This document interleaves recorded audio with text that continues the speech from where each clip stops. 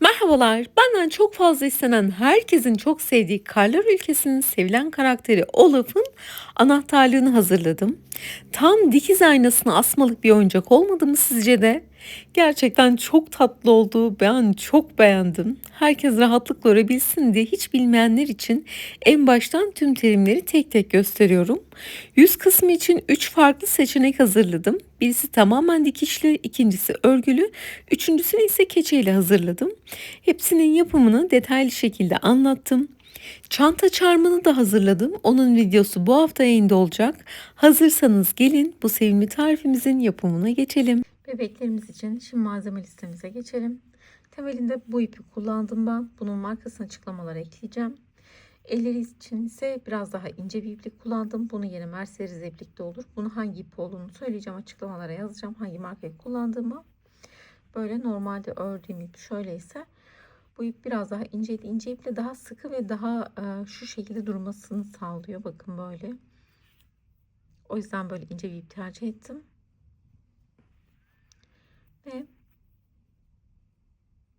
aradaki fark bu. Dilerseniz böyle ipiniz varsa katına ayırarak da örebilirsiniz. Kullandığım ip aynı şekilde bu ipin kabardı. Aynı markadan katına ayırarak burnunu öyle yaptım. Çünkü daha ince ve daha detay vermem gereken bir şekilde kalın olmasını istemedim. Üstünün düğümlerini iplikle yaptım. Ağzına keçe kullanmak isterseniz bunu da keçe gösteriyorum videoda. Bu halini de gösteriyorum ya da böyle dikişte de örgüyle de yapabilirsiniz. Bunu da gösteriyorum. Ya da böyle iplikle dikiş yapabilirsiniz.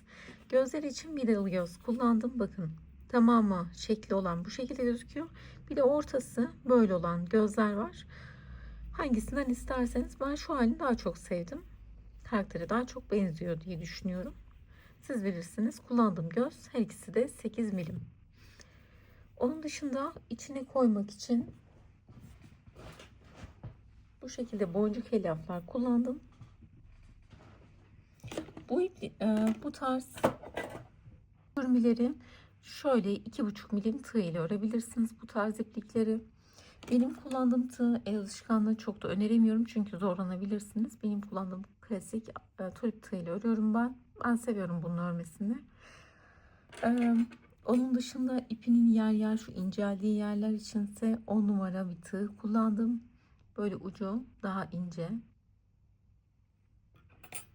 Saçlarının şöyle dik durmasını sağlamak için ipi sardım plastik tabağa. Daha sonra saç spreyi sıktım ve çok da bir etki yapmadı. Bunun yerine ya birazcık etki yaptı. Aslında istediğim de böyleydi hemen hemen. Ama biraz dokunsam hemen yumuşamaya da meyilli. Bunun için başka fikriniz varsa onu kullanabilirsiniz. Malzeme listemiz bu kadar. Şimdi yapımına geçelim. Bununla başlayalım. Alt kısmından başlıyoruz. Öncelikle sihirli halkamızı yapalım. Sihirli halka ipimi böyle çeviriyorum. Burada boşluk bırakacağız. Tığımı içine batırıp arkadan ilmeği alıp bir tane zincir çekiyorum. İçine sık iğne yapacağız halkamızın. Sık iğne tığımı halkanın içine batırıp arkadan ilmeği alıp ikisini birlikte çekiyorum. Tığımı halkanın içine batırıp arkadan ilmeği alıp ikisini birlikte çekiyorum. Bunun ismi sık iğne. Şu an 2 tane sık iğne yaptık. 3 4 5 ve 6. İpimizi çekelim. Elimle ovalleştiriyorum. Başladığım sık iğnenin üzerine batarken şu ikisini birlikte alıyoruz.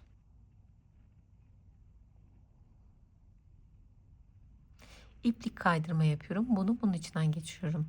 Birinci sıranın sonu 6 tane sık iğne. Son yaptığımız sık iğneye küçük bir parça iplik takalım. Hemen ben de hazırlayayım. Bir parça iplik aldım. Son yaptığımız yere burası bizim böyle küçük parça iplik taktım. Burası bizim sıramızın bittiği yer. İkinci sırada hepsinden artırma yapacağız. 6 idi, 12 tane olacak. 6'yı nasıl sayıyorum? Şu başak gibileri sayıyorum. 1, 2, 3, 4, 5, 6. İkinci sırada hepsinden artırma yapacağız. 12 tane olacak. Artırma Bir sık iğnenin üzerine 2 tane sık iğne yapmak demek. Birleştirdiğime değil, hemen yanındaki sık iğneye batıyorum. Aynı sık iğnenin üzerine birinci sık iğnemi yaptım. Aynı yere tekrar batıyorum. İkinci sık iğnemi yaptım. Yani birinci artırmamı yaptım. Hemen yanındakine ikinci artırmamı yapıyorum. Bir. Aynı yere tekrar batıyorum. 2. İkinci artırmamı yaptım. Hemen yanındakine üçüncü artırmamı yapıyorum. Bu şekilde hep sık iğnelerle devam ediyoruz. Üçüncü artırmamı yapıyorum. Hemen yanındakine dördüncü artırmamı yapıyorum. Beşinci artırmamı yapıyorum. Ve son altıncı artırmamı yaptığımda sıra sonuna geliyorum. İkinci sıranın sonu, etrafının sayısı 12 tane sık iğne. İşaretleyicimi şöyle bir üst kanadından geçirelim. İpimiz, sıramızın bittiği yer burası. Üçüncü sırada bir ör bir artır yapacağız. 18 taneydi. 18 tane olacak. Şu an 12 taneydi. 6 artırma 18 tane olacak. Bir tane örüyorum. Hemen yanındakine birinci artırmamı yapıyorum. Bir tane örüyorum. İkinci artırmamı yapıyorum. Örerken isterseniz ben bazen şunu da içine alıyorum böyle. Hem bu ipi yok etmek için hem sağlamlaştırmak için bu yapmaya da bilirsiniz. Bir tane örüyorum. Böyle örerken içine duruyor. Üçüncü artırmamı yapıyorum. Bir tane örüyorum. Dördüncü artırmamı yapıyorum. Bir tane örüyorum. Beşinci artırmamı yapıyorum. Bir tane örüyorum. Altıncı artırmamı yaptığımda sıra sonuna geliyorum. Üçüncü sıranın sonu, etrafının sayısı 18 tane sık iğne. İşaretleyicimi bir üst kısımdan geçiriyorum. Ve dördüncü sıraya geldik. Bu sırada 2 ör bir artır yapacağız. Şu an 18 taneydi. 6 artırma yapacağız. 24 tane olacak. 2 tane örüyorum. 1, 2. Birinci artırmamı yapıyorum. 2 tane örüyorum. İkinci artırmamı yapıyorum. 2 tane örüyorum. Üçüncü artırmamı yapıyorum. 2 tane örüyorum. Dördüncü artırmamı yapıyorum. 2 tane örüyorum. Beşinci artırmamı yapıyorum. 2 tane örüyorum. Altıncı artırmamı yaptığımda sıra sonuna geliyorum. Dördüncü sıranın sonu 1, 2, 3, 4. Dördüncü sıranın sonundayım. Etrafının sayısı 24 tane sık iğne. İşaretleyicimi bir üst kısımdan geçiriyorum. Beşinci sıraya geçiyoruz. Bu sırada 6 artırma yapacağız. 24 taneydi. 30 tane sık iğne olacak.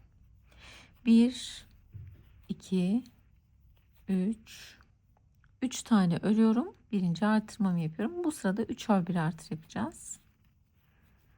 3 tane örüyorum. 1, 2, 3. İkinci artırmamı yapıyorum. 3 tane örüyorum.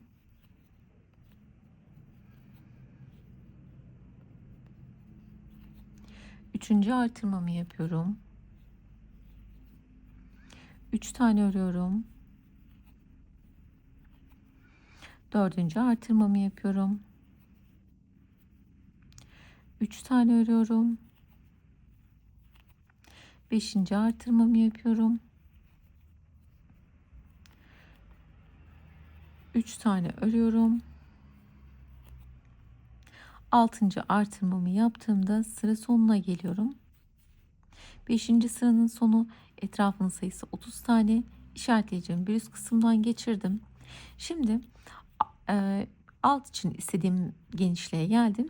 Artık artırma eksiltme yapmadan 10. sıranın sonuna kadar artırma eksiltme yapmadan sadece sık iğne olarak devam ediyoruz. Şimdi 10. sıranın sonuna geldim. Hemen hizasına getiriyorum işaretleyicimi. 11. sıraya geçiyoruz. 2, 4, 6, 8, 10. 11. sırada 3 ör 1 eksilt yapacağız. 24 tane kalacak. Eksiltme 2 tane sık iğneyi tek sık iğne yapmak demek. Eksiltmeyi yaparken gizli eksiltme yapıyoruz. Buradaki başak gibi görünenlerin benden taraflarını alıyorum. Birini aldım, diğerini aldım. İkisini birlikte çekiyorum. 2 sık iğneyi tek sık iğne yaptık. Birinci eksiltmemi yaptım. 1, 2, 3 tane örüyorum. İkinci eksiltmemi yapıyorum. 3 tane örüyorum. Üçüncü eksiltmemi yapıyorum. 3 tane örüyorum. Dördüncü eksiltmemi yapıyorum. 3 tane örüyorum. 1, 2, 3. Beşinci eksiltmemi yapıyorum. 3 tane örüyorum. 1, 2, 3. Altıncı eksiltmemi yapıyorum. 1, 2, 3 tane ördüğümde sıra sonuna geliyorum. Etrafın sayısı 6 eksiltmeden sonra 24 tane sık iğne kaldı. İşaretleyicimi bir üst kısımdan geçiriyorum. 12. sıraya geçiyoruz. Bu sırada 6 eksiltme yapacağız. 24 taneydi. 18 tane kalacak. 2 ör 1 eksilt yapacağız. Birinci eksiltmemi yapıyorum.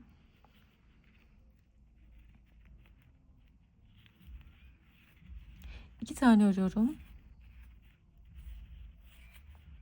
İkinci eksiltmemi yapıyorum.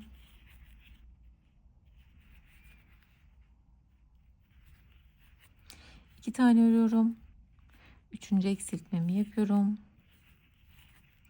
İki tane örüyorum. Dördüncü eksiltmemi yapıyorum. İki tane örüyorum. Beşinci eksiltmemi yapıyorum. İki tane örüyorum. Altıncı eksiltmemi yapıyorum. 2 tane ördüğümde sıra sonuna geliyorum. Etrafının sayısı 18 tane sık iğne kalıyor. 12. sıranın sonunda. Şimdi içine biraz elyaf koyabiliriz.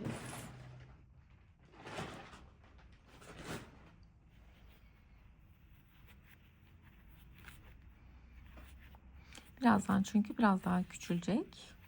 Az kısmı.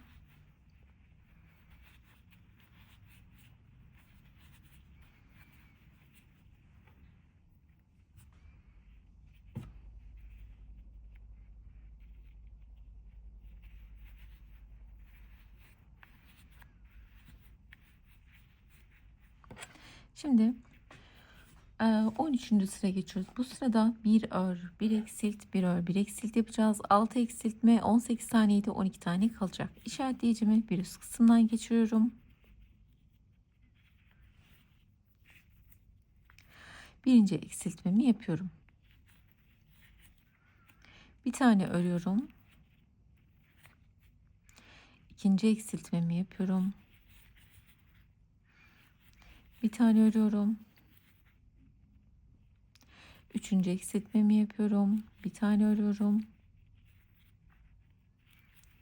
Dördüncü eksiltmemi yapıyorum. Bir tane örüyorum. Beşinci eksiltmemi yapıyorum. Bir tane örüyorum. Altıncı eksiltmemi yapıyorum. Bir tane ördüğümde 13. sıranın sonuna geliyorum. 12 tane kalıyor. 14. sırada bir ör bir artır yapacağız. 12 taneydi. 18 tane olacak. Artık ikinci bölümü açıyoruz. Hemen bir tane örüyorum. Pardon şöyle. Bir tane örüyorum. Toplam 6 artırma yapacağız. 12 ile 18 olacak. Bir ör bir artır. Bir tane örüyorum. Birinci artırmamı yapıyorum. Yani 2 tane batıyorum, artırma buydu. Bir tane örüyorum. İkinci artırmamı yapıyorum. Bir tane örüyorum. Üçüncü artırmamı yapıyorum. Bir tane örüyorum. Dördüncü artırmamı yapıyorum. Bir tane örüyorum. Beşinci artırmamı yapıyorum. Bir tane örüyorum. Altıncı artırmamı yapıyorum. Ve bir tane ördüğümde sıra sonuna geliyorum. İşaretleyicimi bir üst kısma geçiriyorum.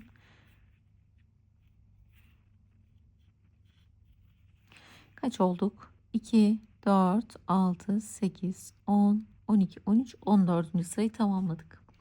15. sırada 2 ör 1 artır yapacağız. 24 tane sık iğne olacak. 2 tane örüyorum. 1, 2. Birinci artırmamı yapıyorum. 2 tane örüyorum. İkinci artırmamı yapıyorum. 2 tane örüyorum. Üçüncü artırmamı yapıyorum. 2 tane örüyorum.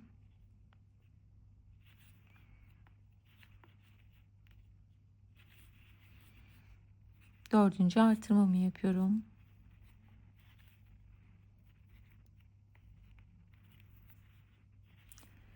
2 tane örüyorum. Beşinci artırmamı yapıyorum. 2 tane örüyorum.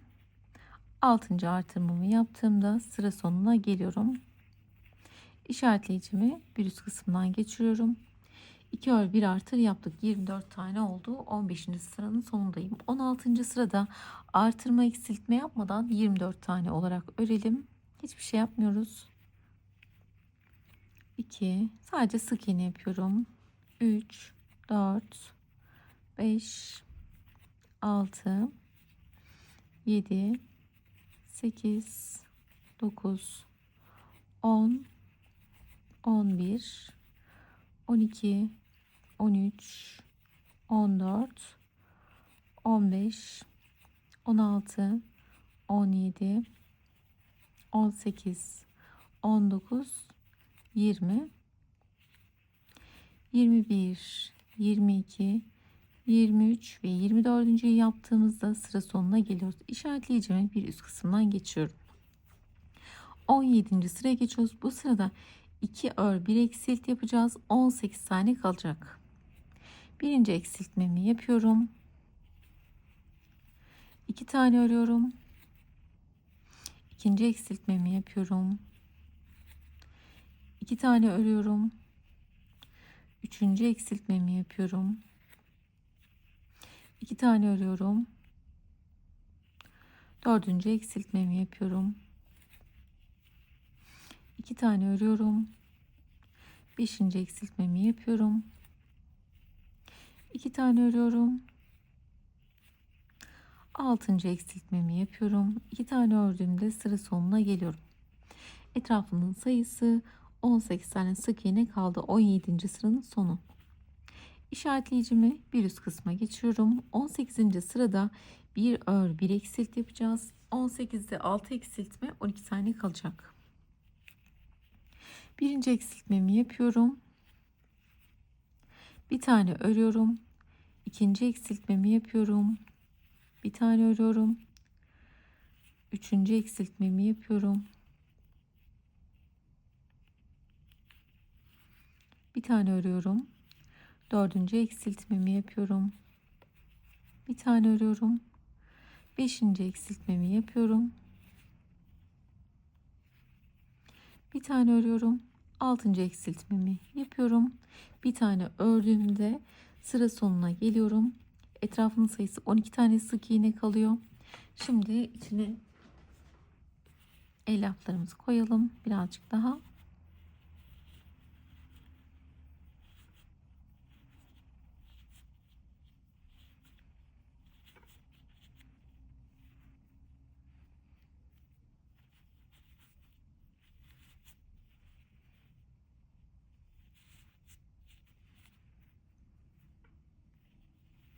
Biraz en alta da ittim açıkçası.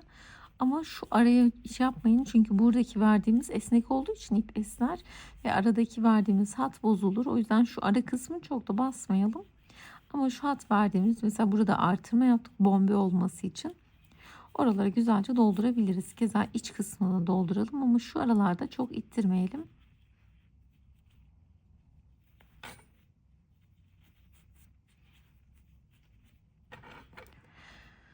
Ve 19. sıraya geçiyoruz. Bu sırada 2 ör 1 eksilti yapacağız. 9 tane kalacak. 12 taneydi şurada. Birinci eksiltmemi yapıyorum. 1 2 tane örüyorum. İkinci eksiltmemi yapıyorum. 2 tane örüyorum. Üçüncü eksiltmemi yapıyorum. 2 tane ördüğümde sıra sonuna geliyorum. İşaretleyicimi bir üst kısımdan geçiyorum. 19. sıranın sonu, etrafının sayısı 9 tane sık iğne kalıyor. Şimdi artık kafa için artırma yapacağız. Burada 20. sırada 2 ör 1 artır yapacağız. 12 tane olacak. Toplam 3 artırma olacak. Birinci artırmamı yapıyorum. Yaptım. Elyafla aldım. Birinci artırmamı yaptım. 2 tane örüyorum. İkinci artırmamı yapıyorum. 2 tane örüyorum.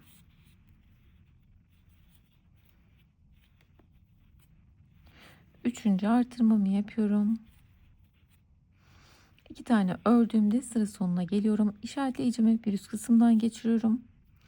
Etrafının sayısı 20. sıranın sonunda 12 tane sık iğne. 21. sırada 6 artırma yapacağız. 18 tane olacak. Bir ör bir artır yapacağız. Birinci artırmamı yapıyorum. Bir tane örüyorum. İkinci artırmamı yapıyorum. Bir tane örüyorum. Üçüncü artırmamı yapıyorum. Bir tane örüyorum. Dördüncü artırmamı yapıyorum. Bir tane örüyorum. Beşinci artırmamı yapıyorum. Bir tane örüyorum. Altıncı artırmamı yapıyorum. Bir tane ördüğümde sıra sonuna geliyorum. Bir ör bir artır yaptık. 21. sıranın sonunda etrafının sayısı 18 tane sık iğne. 22. sırada artırma eksiltme yapmadan 18 tane olarak örelim. 1 2 3 4 5 6 7 8 9 10 11 12 13 14 15 16 17 ve 18 sıra sonuna geldim. İşaretleyicimi bir üst kısımdan geçiriyorum.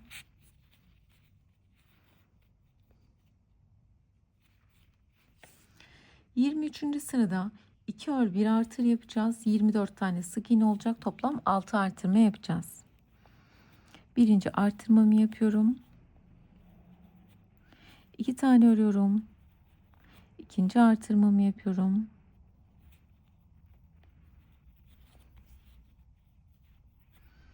İki tane örüyorum. Üçüncü artırmamı yapıyorum. 2 tane örüyorum. Dördüncü artırmamı yapıyorum. 2 tane örüyorum. Beşinci artırmamı yapıyorum. 2 tane örüyorum. Altıncı artırmamı yapıyorum. 2 tane ördüğümde sıra sonuna geliyorum. İşaretleyicimi bir üst kısımdan geçiyorum. 2 ör 1 artır yaptık. 23. sıranın sonunda etrafının sayısı 24 tane sık iğne. 24. sırada artırma eksiltme yapmadan 24 tane olarak örelim. Hiçbir şey yapmıyoruz bu sırada. Sıra sonuna kadar artırma eksiltme yapmadan örüyoruz. 24. sırayı 24 tane olarak örerek. Ve sıra sonuna geldim. 24 tane etrafının sayısı, işaretleyicimi bir üst kısma geçirdim. 25. sırada 6 artırma yapacağız. 3 ör 1 artır yapacağız. Sıra sonunda 30 tane sık iğnemiz olacak. Birinci artırmamı yapıyorum. 3 tane örüyorum. İkinci artırmamı yapıyorum. 3 tane örüyorum.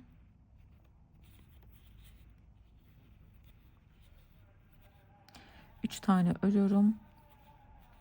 Üçüncü artırmamı yapıyorum. 3 tane örüyorum. Dördüncü artırmamı yapıyorum. 3 tane örüyorum. Beşinci artırmamı yapıyorum. 3 tane örüyorum. Altıncı artırmamı yapıyorum. 3 tane ördüğümde sıra sonuna geliyorum. Etrafının sayısı 30 tane sık iğne, 25. sıranın sonu. İşaretleyeceğim bir üst kısma geçiyorum. Şimdi 26. ve 27. sırayı artırma eksiltme yapmadan 30 tane olarak örelim. Ve 2 sıra boyunca artırma eksiltme yapmadan ördüm. Şimdi 28. sıraya geçiyoruz. Bu sırada 3 ör 1 eksilti yapacağız. 6 eksiltme, sıra sonunda 24 tane sık iğne kalacak. Şimdi bakın, kafamızı böyle, kendisinin kafası şöyle üçgen gibi açılıydı. Orayı yaptık. Burada bir çıkıntı var. Şu çıkıntı. Şimdi bunu vereceğiz. Bunu vermek için 3 ör 1 eksilti yapacağız. 24 tane sık iğne kalacak. Birinci eksiltmemi yapıyorum. 3 tane örüyorum. İkinci eksiltmemi yapıyorum. 3 tane örüyorum. Üçüncü eksiltmemi yapıyorum. 3 tane örüyorum. Dördüncü eksiltmemi yapıyorum. 3 tane örüyorum. Beşinci eksiltmemi yapıyorum. 3 tane örüyorum. Altıncı eksiltmemi yapıyorum. Ve 3 tane ördüğümde sıra sonuna geliyorum. Etrafının sayısı 24 tane sık iğne. İşaretleyicimi bir üst kısma geçiriyorum. 29. sırada 2 ör 1 eksilti yapacağız. 18 tane kalacak. Birinci eksiltmemi yapıyorum. 2 tane örüyorum. 2 tane örüyorum. İkinci eksiltmemi yapıyorum. 2 tane örüyorum. Üçüncü eksiltmemi yapıyorum. 2 tane örüyorum. Dördüncü eksiltmemi yapıyorum. 2 tane örüyorum. Beşinci eksiltmemi yapıyorum. 2 tane örüyorum. Altıncı eksiltmemi yapıyorum. 2 tane ördüğümde sıra sonuna geliyorum. Etrafın sayısı 18 tane sık iğne. Şu an 29. sıranın sonundayız. Etrafın sayısı 18 tane sık iğne. 29, 30, 31, 32. 3 sıra boyunca artırma eksiltme yapmadan 18 tane olarak örelim. Şimdi 3 sıra boyunca artırma eksiltme yapmadan 18 tane ördüm. 32. sıranın sonundayım. Şöyle gözlerinin yerlerini belirledim. Gözlerim aslında benim kullandığım vidalı göz şu tarz, böyle ortası siyah, kenarları şeffaf. Bundan kalmamış. Bunları onlardan yapmıştım. Bundan kalmamış. Şundan buldum. Tamamı siyah. Bakalım nasıl olacak. Bunu bununla yaptım. Bir tane buldum bundan. Başka hiç kalmamış. Gözü de şöyle, kafayı ilk açtığımız yeri düşünün. Şurası. 2, 4, 6, 8, 9, 10. 10. sıranın çizgisine takıyorum ben. 10 ile 11'in arasına. Arasında içine geçirdikten sonra 1, 2, 3 tane boşluk var. Dördüncüye de taktım. Kenarda mı gösterdim? Pardon, farkında olmadan kameradan kaymışım. 10. sıranın 10 ile 11'in arasındayım. Şu ilk artırdığım yerden 2, bakın şuradan ilk boyun için artırdığımız yerden sayın. 2, 4, 6, 8, 9, 10. 10. sıranın çizgisindeyim. 10 ile 11'in arasında.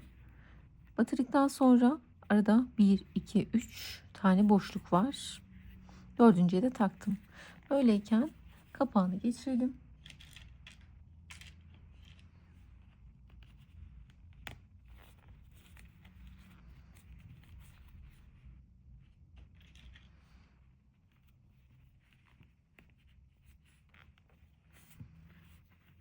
Tamamdır. Şurayı esnetmeyelim yaparken, yüzümüzün verdiğimiz hani şu şekil bozulmasın.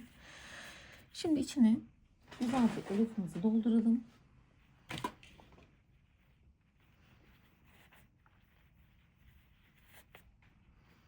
Bakalım gözün bu hali nasıl olacak? Siz de hem vidalı göz alırken tercih yapmış olursunuz. Bazı yerlerde bu daha güzel oluyor açıkçası, ama şu anda da karakterin gözüne şu hali daha benziyor gibiydi.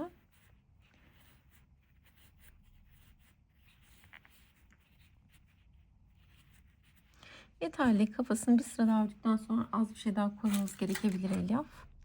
Şimdi 33. sıraya geçiyoruz. Artık yakını kafayı kapatacağız. 30. sırada bir ör bir eksilt yapacağız. 12 tane kalacak. Şu an 18 taneydi. 6 eksiltme yapacağız. Birinci eksiltmemi yapıyorum. Birinci eksiltmemi yaptım.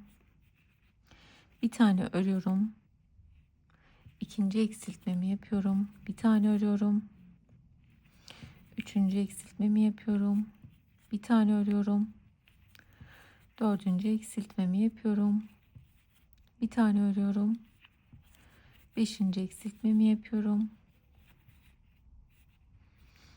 Bir tane örüyorum. Altıncı eksiltmemi yapıyorum. Bir tane ördüğümde sıra sonuna geliyorum. Etrafının sayısı 12 tane sık iğne kalıyor. Şimdi içine çok az daha elyaf koyacağım.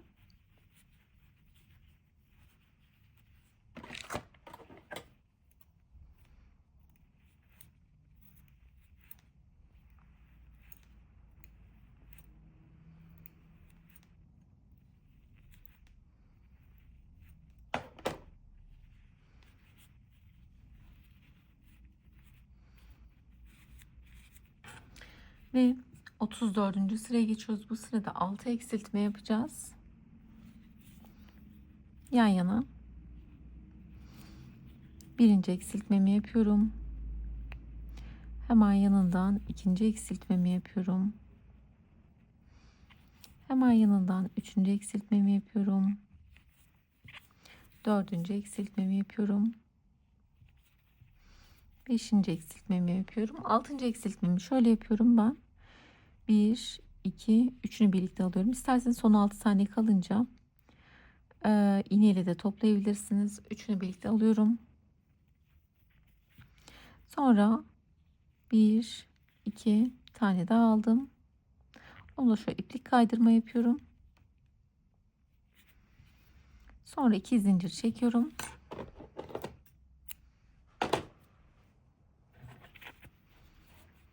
Şöyle birazcık elimizle şeklini verelim. Şunu çıkartalım. İp tığımızı batırıp yaptığımız yerin ortasından çıkarıyorum. İlmeğimi oradan geçiriyorum.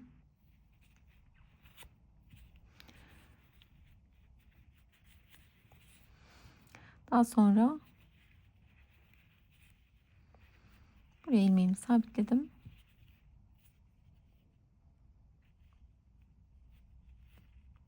Şöyle fazla ipini de içine veriyorum.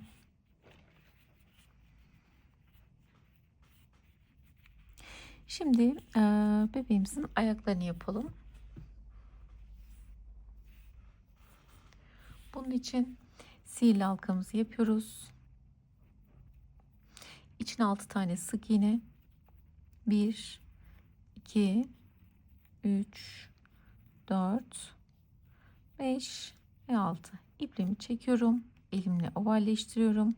Başladığım sık iğnenin üzerine batıp iplik kaydırma yapıyorum. İkinci sırada hepsinden artırma yapacağız. 12 tane olacak. Birinci artırmamı yapıyorum. Hemen yanından ikinci artırmamı yapıyorum. Bunu da örüyorum, ben giderken içine koydum. Hemen yanından üçüncü artırmamı yapıyorum. Dördüncü artırmamı yapıyorum. Beşinci artırmamı yapıyorum. Ve altıncı artırmamı yapıyorum. Üçüncü, şu an 12 tane. Üçüncü sırayı da 12 tane olarak örelim ayak için. 1, 2, 3, 4, 5, 6, 7, 8, 9, elimle şöyle yapayım. 10, 11 ve 12 tane. Ve son dördüncü sırada 2 ör 1 eksilt, 2 ör 1 eksilt yapacağız. 3 eksiltme yapacağız. Sıra sonunda 9 tane kalacak. Birinci eksiltmemi yapıyorum. 2 tane örüyorum. İkinci eksiltmemi yapıyorum. 2 tane örüyorum. Üçüncü eksiltmemi yapıyorum. 2 tane ördüğümde sıra sonuna geliyorum. Yandaki sık iğneye batıp iplik kaydırma yapıyorum. 2 tane zincir çektiğimde bitiriyorum. İlkini kopartalım, ikincisini uzun keselim. İlk şimdi şu an ben ayağını yaptım. İkincisini uzun keselim. O uzun kestiğimizde de ayağını dikelim. Şimdi ben ikincisini yapıyorum. Şu an ben ikinciyi yaptım. Birazcık uzun kesiyorum. Ve daha sonra kalın iğneyi alacağım.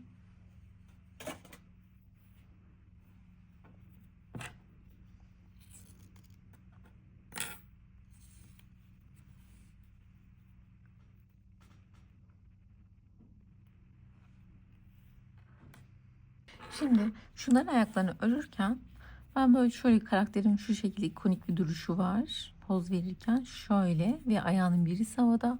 Şu şöyle mutluydu. O yüzden birini bayağı yana diktim ayağının. Birini de tam altına diktim. Bunu ise şöyle yapacağım. Çünkü bunun suratını da farklı şekil vermek istiyorum. Bunu böyle düz dikmek istiyorum. Şu şekilde. Çünkü böyle bir şekli vardı. Onu yapacağım. İstediğiniz mimik, surat ya da böyle yapın. Mesela suratına o şekil verin. Hepsi çok sevimli zaten.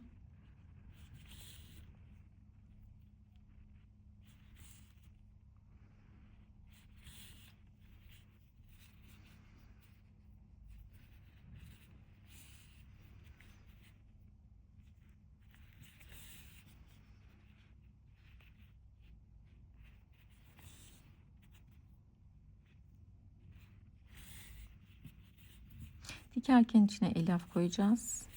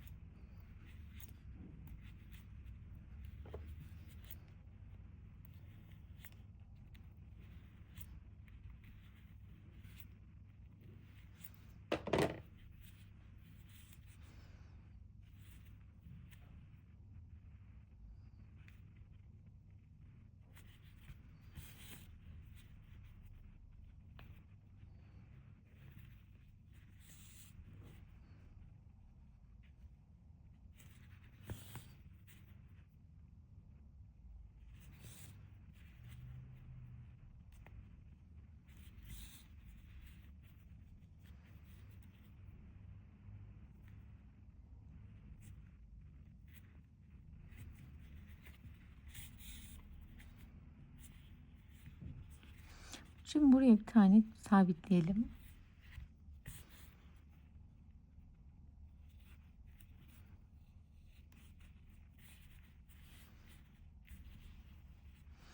Hemen yanına diğerini dikeceğim.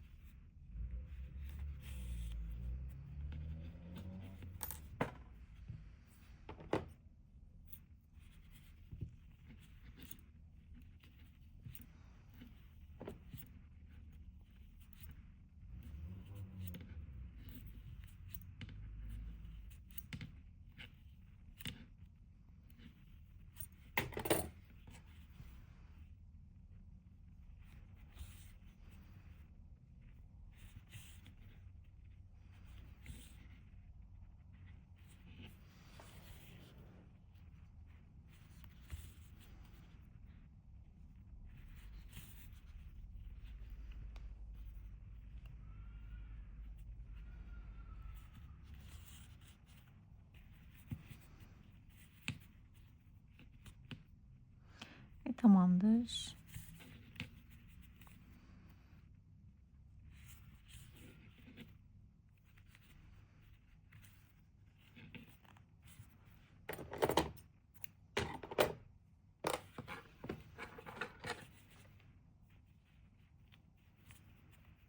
Bu ipini içine verelim. Şimdi gene hatlarıyla hazır. Şimdi ellerini yapalım. Bunun için şöyle bir ipim var. Bunun markasını açıklamalar kısmına ekleyeceğim. Bu normal kullandığımız ipten biraz daha, mesela şu kullandığımız ipte, bu daha ince bir ip. Eğer bu ipten kullanıyorsanız katını ayırarak yapabilirsiniz. Böyle bir ince ip olması daha iyi olabilir. Mercedes ip varsa elinizle onunla da olur. Bunun için ben daha ince bir tığa geçiyorum. Böyle ucu biraz daha ince. İlmek oluşturuyorum. Yan kısımdan bebeğin şu bombenin orta kısmından batıyorum kolumuz için. Sıkı bir şekilde çektim. Şimdi sıkı tutarak elime 25 tane zincir çekelim. 1, 2, 3, 4, 5, 6, 7, 8, 9, 10, 11, 12, 13, 14, 15, 16, 17, 18, 19, 20, 21, 22, 23, 24, 25. Son çektiğim zincire değil, ondan bir öncekine iplik kaydırma yaparak geçiyorum. Şöyle ve bunu bunun içinden geçiyorum. Normal sık iğne değil. Yandaki zincire geçiyorum. İplik kaydırma yaparak 2, ip sürme yöntemi de diyebiliriz. 3, 4. 4 tane yaptım. Şimdi 5 tane zincir çekelim. 1, 2, 3, 4, 5. Sıkı çekiyorum. Son çektiğimde değil, önden bir öncekine batıp yine aynı şekilde bir, normal sık iğne değil, bakın ip sürme yöntemiyle 2, 3, 4. Yine 1, 2, 3, 4, 5 zincir çekiyorum. Son çektiğim zincire değil, ondan bir öncekine 1, 2, 3 ve 4. Daha sonra bunları ilk başladığımız yer, bakın hemen şuraya, burası sık iğnenin bittiği yerde bir sonraki zincire geçiyorum. Batıp yine aynı şekilde böyle geçiriyorum. Bu bir oldu. Yanına bir tane daha yapacağım. 2. Şimdi küçük bir parmak daha yapacağız. Bunun için 3 tane zincir çekelim. 1, 2, 3. Son çektiğim zincire değil, ondan bir öncekine batıyorum.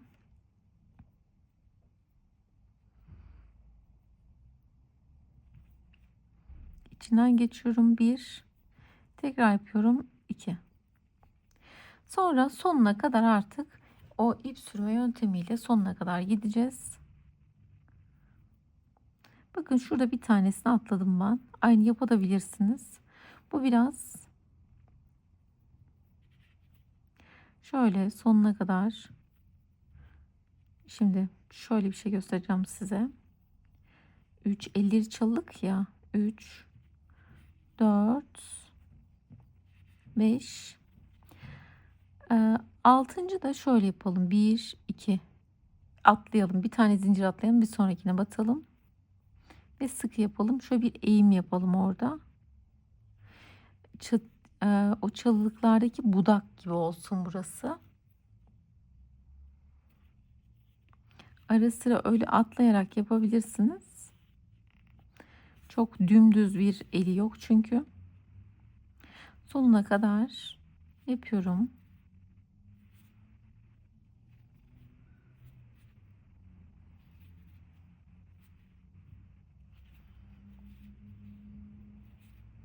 Şimdi bir gövdeyi tekrar baktım. Aynı yere batıyorum.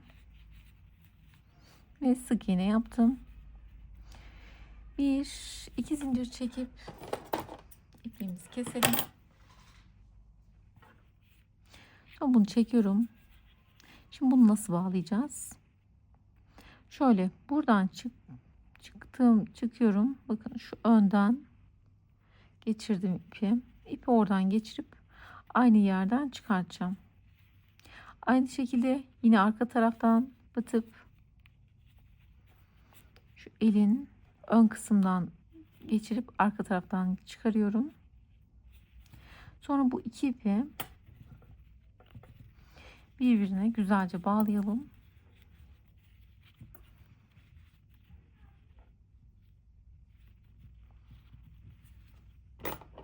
Daha sonra fazla ipimizi içine verelim. Eyvallah yeğen. Sonra elimizi sıkı yaptığımız için böyle istediğimiz şekli verebiliyoruz. Bakın gayet de duruyor. Eğer gevşek yapsaydık şu an bunu bu şekli veremezdik. Yaptığımız o budaklar da şuradaki dokuları oluşturdu. Şimdi diğer elini yapalım. Çok güzel oldu.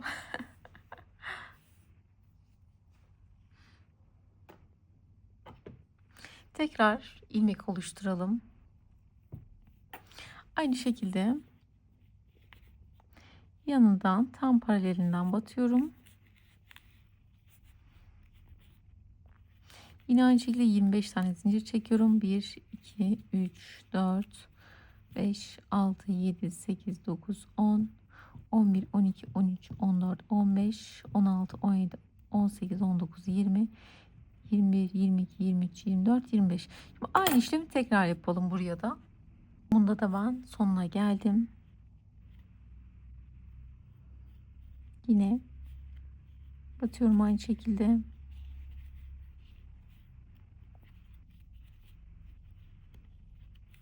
İki zincir çektim. Aynı işlemi buna da uygulayalım el için. Şimdi düğmelerini yapalım. Bunun için ipliğimi aldım. Böyle bir iğne aldım elime. İsterseniz bunlar için sihirli halka kenarına 6 tane sık iğne yapıp dikebilirsiniz. Ben biraz pratik olsun istedim bu düğme olayı. Şöyle arka taraftan batırıyorum. Düğmemin olması gereken yerden çıkıyorum. Arkada bıraktım bir mesafe. Bunu sonra bağlamam için. Sonra tabii buraya batırıp buraya, bunun ismi rokoko düğüm. Rokoko düğüm yapacağım. 1, 2, 3, 4, 5, 6 tane geçirelim. Elimle tutuyorum. Bakın bırakmadım hala. Yaptığım bu dönen dolamaları. Sonra şöyle bunları böyle güzel ve düzenli bir şekilde düğüm olsun istiyorum. Şu elimle o yuvarlaklarını düzeltiyorum.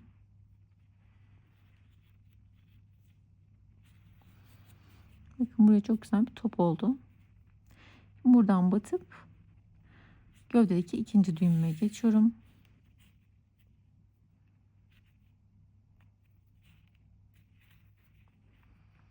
Ve burada da ikinci düğmemizi yapalım. 1, 2, 3, 4, 5, 6.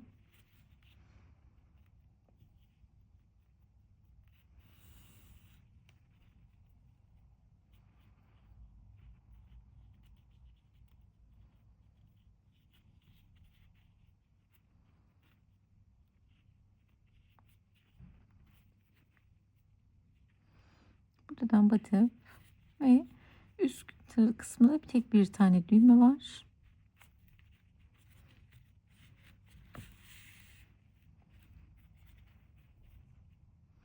Bunu da yapalım. 1, 2, 3, 4, 5, 6. Daha sonra bunu çekelim. Bırakmıyorum bakın. Elimle şöyle oval düzenliyorum.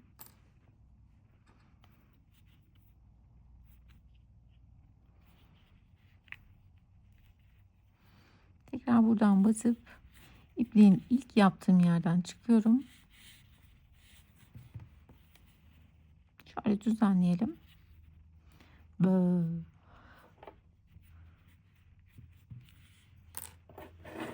Sonra burayı keselim. Bunları birbirine bağlıyorum. Sonra tığımla buradan çıkıp hepsini içine vereceğim. Tadam. Şimdi bir iğne yapalım. Şimdi kaşlarının şeklini verelim. Hazır siyah ipliğimizi elimize almışken tığımı arka taraftan sokup, şunun kaşları güzel oldu bence. Şunu da iki parçada yapmıştım ama şöylesi daha hoş oldu sanki.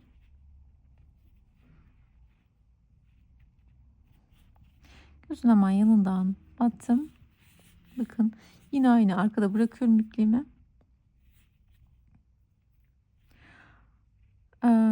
Buradan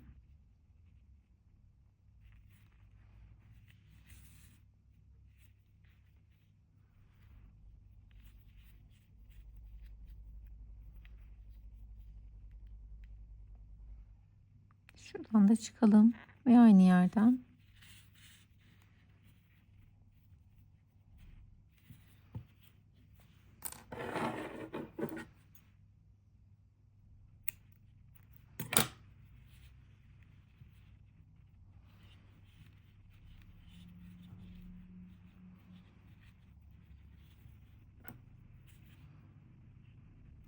fazla ipimi içinden yine geçiriyorum. Bu pardon başladığımız ipleri.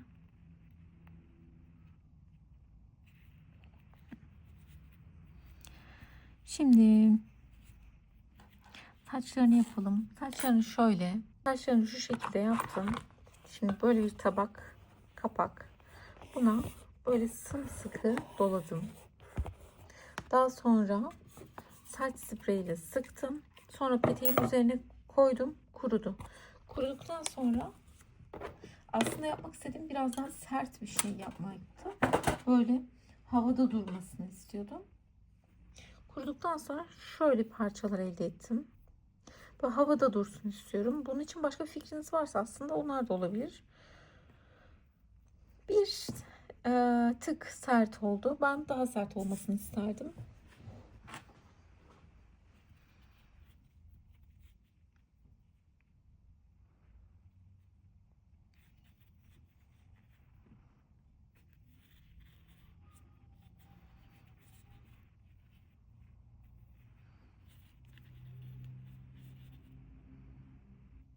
Bir saniye.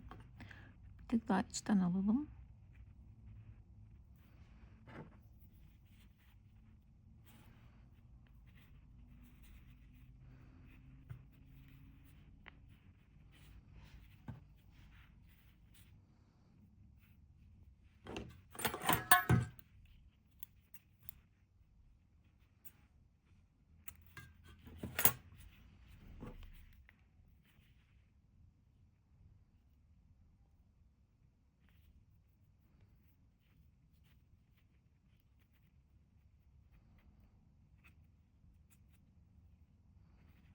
Zaten 3 tel saçı var. Böyle de şey gibi oldu. Hakaret etmişsin gibi oldu. Zaten 3 tel saçım var.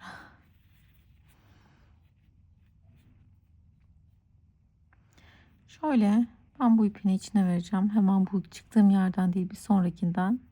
Bakın şuradan çıkmıştım. Şuradan şöyle içine vereceğim. 4 taneydi. Birini şöyle içine veriyorum.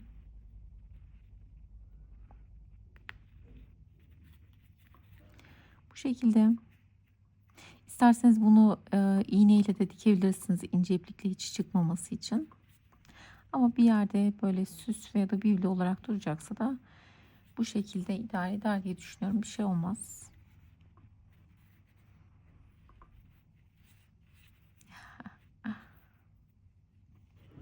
Şimdi burnunu yapalım.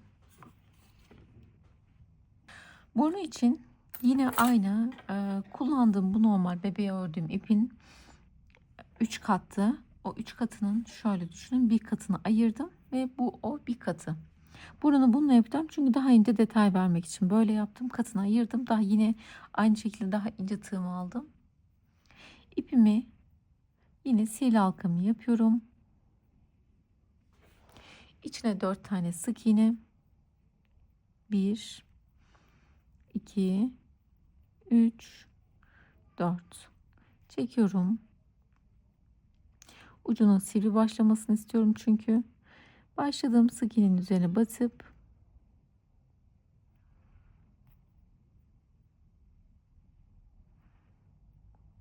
iplik kaydırma yapıyorum.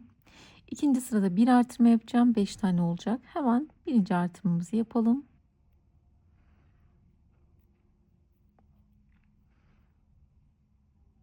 Hemen buraya birinci artırmamı yapıyorum. Diğerlerini artırma eksiltme yapmadan sıra sonuna kadar örüyorum. Yani 4 tane daha ördüğümde örebilirsem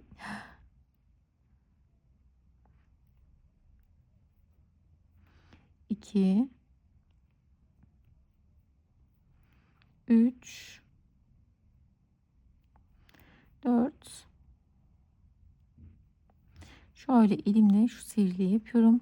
İkinci sıranın sonu 5 tane oldu. Üçüncü sırayı da artırma eksiltme yapmadan 5 tane olarak örelim.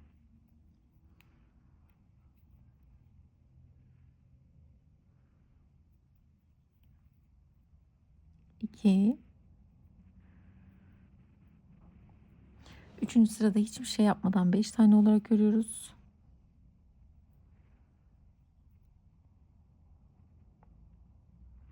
Dördüncü sırada bir tane artırma yapalım. İsterseniz işaretleyici koyabilirsiniz sıra sonu ama bence gerek yok. Zaten küçücük bir parça öreceğiz. Hemen yanına bir tane artırma yapalım. 5. sırada bir tane artırma yapacağız. 6 tane olacak. Bir tane artırma yaptım. Kalanlarını artırma eksiltme yapmadan örüyorum.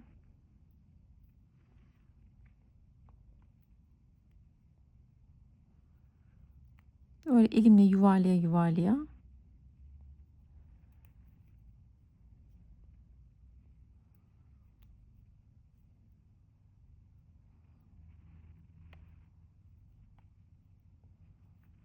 Ve bir sonraki sırayı da artırma eksiltme yapmadan örüyoruz.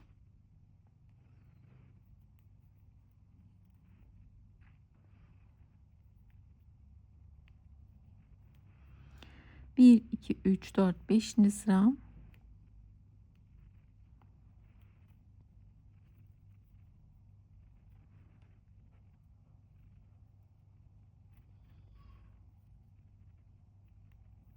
Altıncı sırada da bir tane artırma yapalım.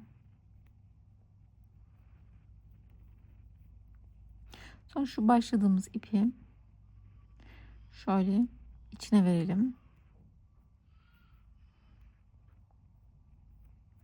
Hem burada böyle kafa karıştırmasın.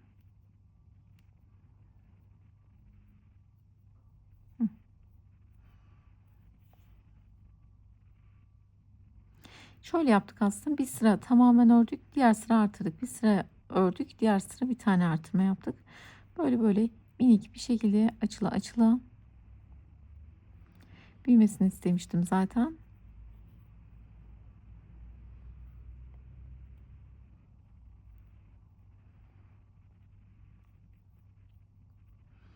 Bakın küçük bir havucumuz oldu ve son sırada bir tane artırma yapalım.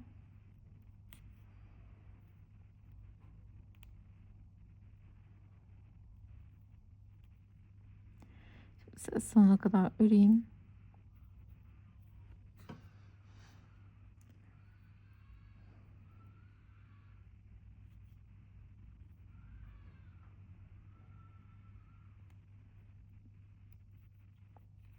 Yandaki sık iğneye batıp iplik kaydırma yapalım.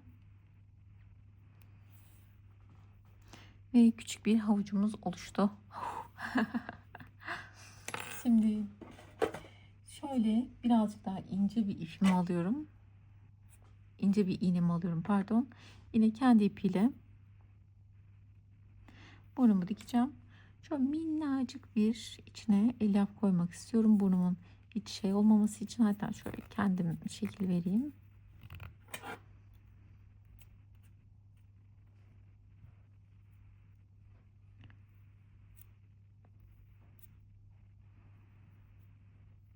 Aldığı kadar, almadığı fazla kısmı keselim. Şimdi burnumuzu iki gözün arasına dikiyoruz.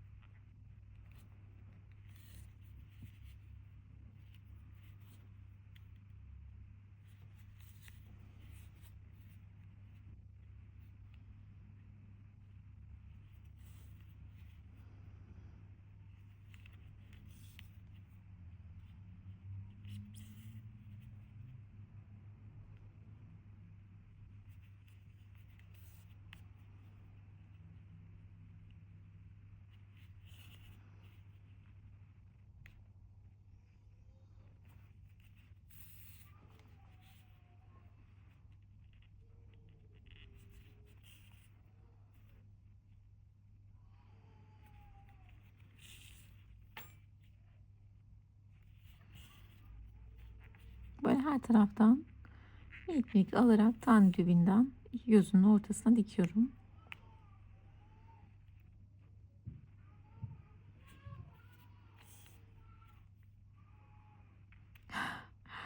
Komşunun çocuğun sesi geliyor. Size geliyor mu bilmiyorum.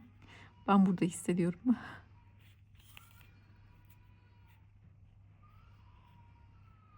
Şu an bence sesini keşfediyor. Aa diye bağırıyor. Şimdi buraya şöyle sabitleyelim.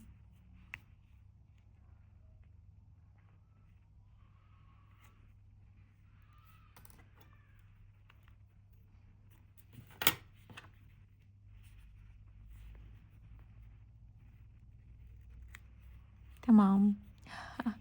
Ay, bu da tatlı oldu bence. Bu göz de güzel oldu. Şimdi ve son olarak tek detayımız kaldı, ağız.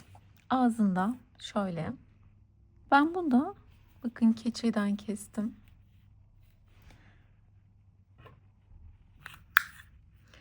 Ağız için kullandığım santim 2 santim. Şöyle, hatta pardon 3 santim kadarla başlıyor. En son bayağı küçülüyor. 1 santime kadar küçülüyor. Tepe uzunluğunu da şöyle yapmışım. Tam 2 santim tepe uzunluğu da. Bu şekilde bir ağız kestim. Keçeden diktim. Şunu ise örgüden yaptım. İlk örgüden yaptım.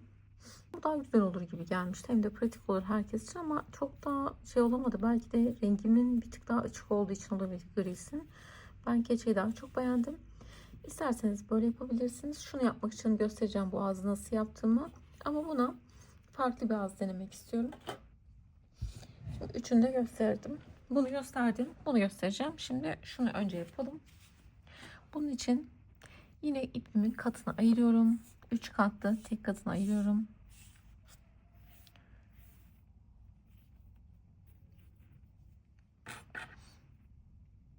İnce tığımı aldım. İlmek oluşturuyorum. 1, 2, 3, 4, 5, 6, 7 tane zincir çekelim. Tığımı doluyorum. Birinci değil, ikinci değil, üçüncüye.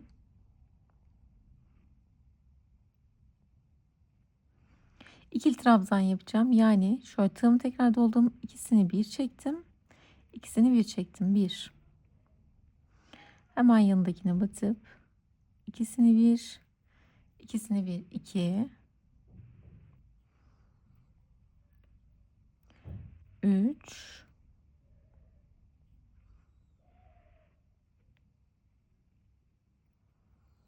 ve 4. Daha sonra 1, 2 zincir çekiyorum. Yandaki yere batıp iplik kaydırma yapalım. Şunu da geçirelim. Böyle minik bir dişimiz oldu. Tığımı iğnemi buradan sokup kocaman bir gülümseme yapacağım. Burada bırakıyorum.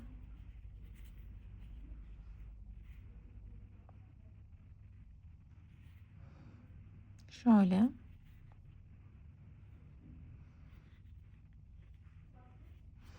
Aynı yerden çıkıyorum.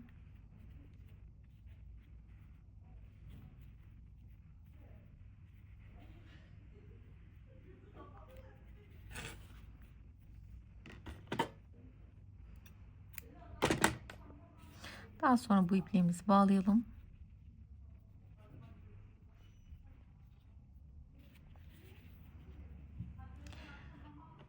Bu ipi içinden geçiriyorum.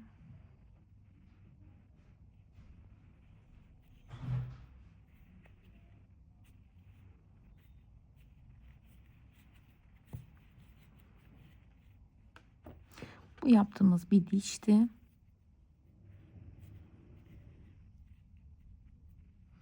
Şöyle şu kısma dişini yerleştireceğim. Bir de şu ipleriyle bir geçirmek istiyorum.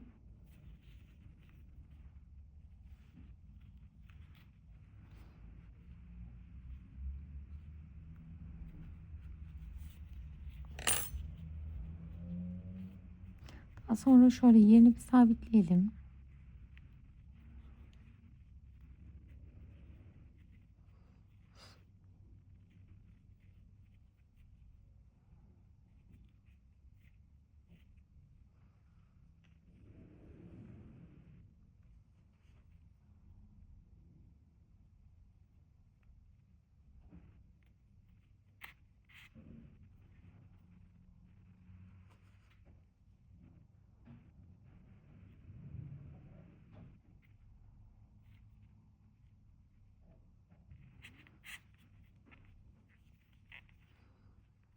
Bu şekilde hiç diş de yapmaya da bilirsiniz aslında. Böyle de çok çok tatlı oldu. Şöyle. Şimdi seyrekliğimizi alalım. İnce iğnem ve seyrekliğim. Daha sonra en ince dikiş iğnesi ve ipliğini aldım.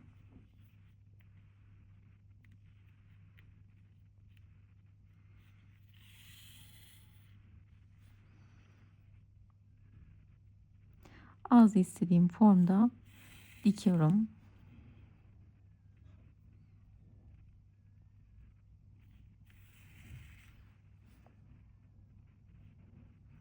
Buraya kadar geldiniz. Bu kısmı hızlı geçmeyin. Yüz çünkü bebeğin en iyi gösteren, yani tek gösteren yeri yüzü, ifadesi çok önemli. O yüzden aslında en çok özenmemiz gereken yer burası. O bir sayı eksik olmuş, bir sayı fazla olmuş, böyle bir yerlerinde onlar kamufle edilir. Bir sonraki sıra bir tane artırırsın, bir şey olmaz, ama yüz, ifade çok önemli.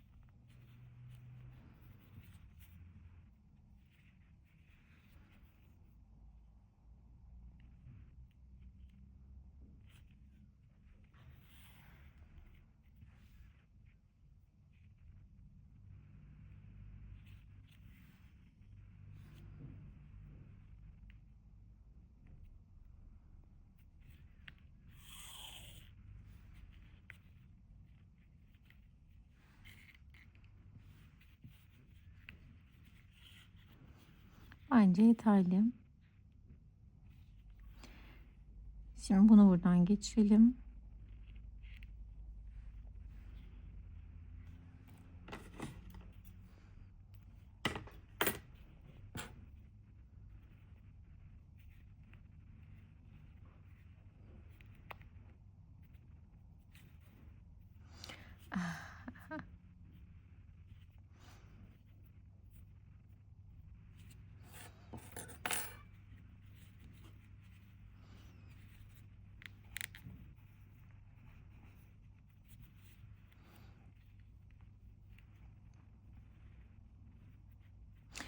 Şöyle bir dikiş de atabiliriz aslında ama çok şeyini de bozmak istemiyorum bir yandan.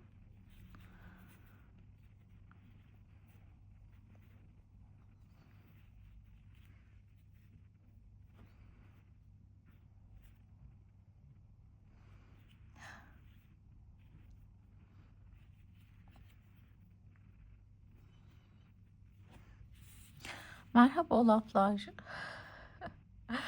Şimdi şunun ağzını yapalım.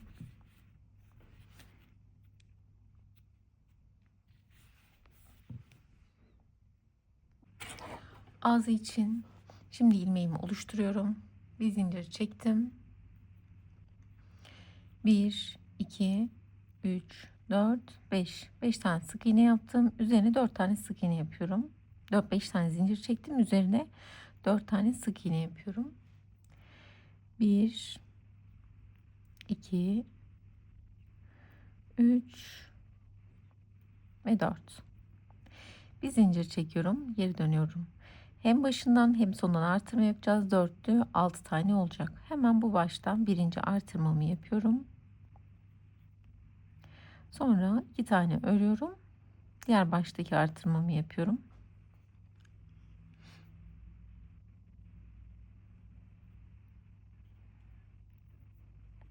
Yine bir tane zincir çekiyorum. Geri dönüyorum. Bu sırayı artırma eksiltme yapmadan 6 tane olarak örüyorum. 1, 2, 3, 4, 5, 6. Bir zincir çekiyorum. Geri dönüyorum. 8 tane olacak. Bir buradan bir buradan artırma yapacağız. Bu taraftaki artırmamı yaptım. Sonra 1, 2, 3, 4 tane örüyorum. 4. sıradayım. Bu taraftaki artırmamı yapıyorum.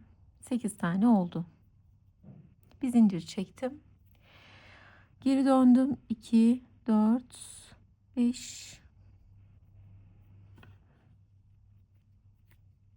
Bu sırada mı yapmışım? Yok, bu sırayı da 8 tane olarak örelim.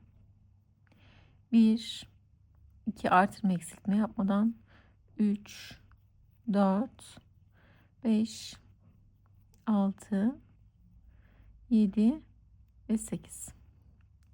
Şimdi 1, 2, 3 tane zincir çekelim. Geri döndüm. Üçlü trabzan yapacağız. Nasıl? Tığımı doluyorum. Üçlü trabzan aynı deliğe yapacağız. Battıktan sonra birini bir, ikisini bir, ikisini bir. Aynı deliğe bir tane daha üçlü trabzan yapacağım. Batıyorum. Birini bir, ikisini bir çekiyorum, ikisini bir çekiyorum. Daha sonra ikili trabzanlarla devam ediyorum. İkili trabzan yapıyorum. Bir sonrakine bir bakayım. 1, 2, 3, 4 tane yapsam. Yok, çekmeyelim. Şöyleyken bu şekildeyken çekmedim, bakın. Ve beyaz ipliğimi alıyorum. Beyaz ipliğimi de şöyle çevirip ilmeği oluşturdum. Şimdi burada ikili trabzanın ikisini çekmiştim ya, diğer ikisini beyazla çekiyorum ve beyaz ipime geçiyorum. Daha sonra beyazla ikili trabzan yapacağım. İkisini bir, ikisini bir beyazla. Burası şimdi diş yapıyoruz. Bir. Dişin ikincisini yaptım. 3 ve 4. İkisini bir çekmiyorum. Griye geçiyorum. Daha sonra bir sonrakine geçtim. İkili trabzan yaptım. Ve son deliğime üçlü trabzan yapacağım. Birinci üçlü trabzanımı yaptım. Hemen yanına ikinci ipliğim bitti. Üçlü trabzanımı yapıyorum. Bir tane zincir çektiğimde yaptığım ağız hazır. Bunu dikerken biraz formunu uzattım şurasını mesela. Siz de dikerken eğer bunu yaparken köşelerini sivrilterek dikişle biraz şekil verdim. Ağzını da şurasını çok sivriliğini yapmadım. Mesela şurayı şöyle yaparak diktim. Köşeleri çok sivri yapmadım. Şurası oval şekilde. Bu şekilde yaparak da ağzımı yaptım. Ve tarifimizin sonuna geldik. Umarım bol satışlar elde edebileceğiniz, sevdiklerinize yapabileceğiniz bir tarif olmuştur. Instagram hesabım Sonun Dünyası. Bana oradan ördüklerinizi gönderebilirsiniz. Örmemi istediklerinizi bana mesaj atabilirsiniz ya da yorumlara yazabilirsiniz. Bütün tariflerimi ben kendim çıkartıyorum. Başka tariflerde görüşmek üzere. Kendinize iyi bakın. Hoşça kalın.